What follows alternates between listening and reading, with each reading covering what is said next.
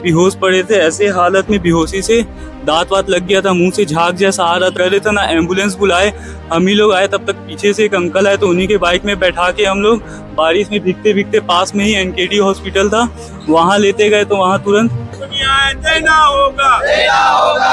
Hospital की जरूरत थी, वो तत्काल अगर एम्बुलेंस की सुविधा करते ईश्वर इस्पात के प्रबंधक के द्वारा तो वो बच सकते थे। पड़ता है कि डेड बॉडी के साथ हम यहाँ प्रदर्शन करने बैठ रहे हैं, तो मानवता और ये इंसानियत नाम की कुछ तो चीज अपने होना चाहिए। तो देखिए मौजूद है अभी उरला के ईश्वर इस्पात इंडस्ट्री के बाहर, और यहाँ पे युवा कांग्रेस द्वारा धरना प्रदर्शन किया जा रहा है, क्योंकि एक 50 वर्ष के आदमी थे जिनका मृत्यु हो जाता है कंपनी में, तो उनके बेटे भी मौजूद हैं।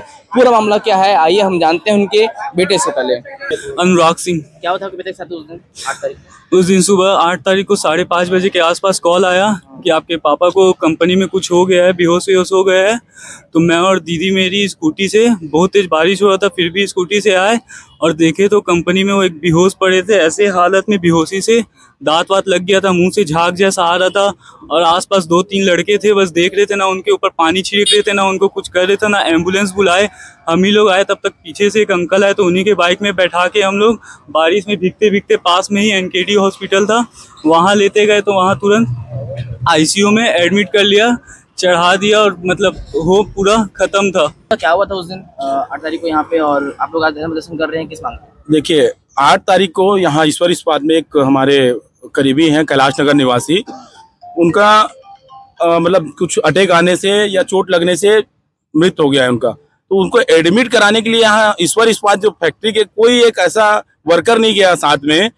मृतक परिवार के बच्चे लोग आके भारी बारिश में लेके जाके एनकेडी में एडमिट कराए। एनकेडी जो हॉस्पिटल है वो हार्ट पेशेंट का कहीं इलाज होता नहीं, वहाँ ब्रेन का कहीं इलाज होता नहीं। उस हॉस्पिटल में ईश्वर इस्पात के जो एक मैनेजमेंट में कोई अमित करके है, वो ले जाके बाद में बोलता है कि यहीं ठीक हो जाएगा करके, जबकि उनको बड़े हॉस्पिटल की जरूरत थी। वो तत्काल अगर एम्बुलेंस की सुविधा करते ईश्वर इस्पात के प्रबंधक के द्वारा तो वो बच सकते थे।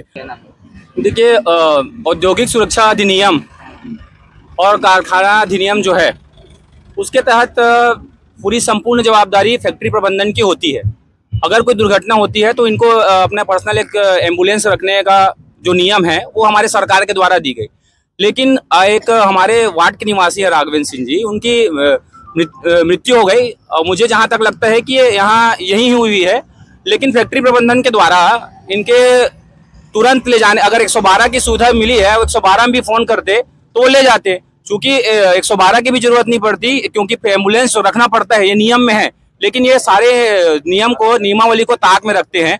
अब उसके बाद एक मृतक की वहाँ पे बेहोशी जैसे हालत थी, जहाँ के जो देखे उन लोग बताते हैं।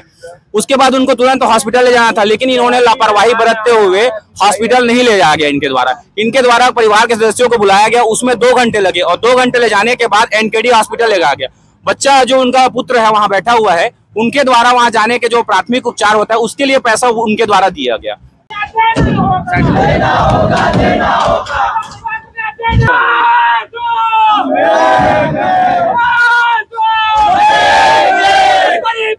युवा कांग्रेस द्वारा जो आज धरना प्रदर्शन किया गया था परिवार वालों के साथ, उसके बाद कंपनी ने मुआवजे की बात को स्वीकार किया और परिवार के साथ मुआवजे का बात किया, और पूरे सपोर्ट के साथ कंपनी ने उनको पूरे सपोर्ट किया। और अब यहाँ से पार्थिव शरीर जा चुका है उनके अंतिम संस्कार के लिए, और पूरी सपोर्ट की बात कही है कंपनी प्रबंधक ने।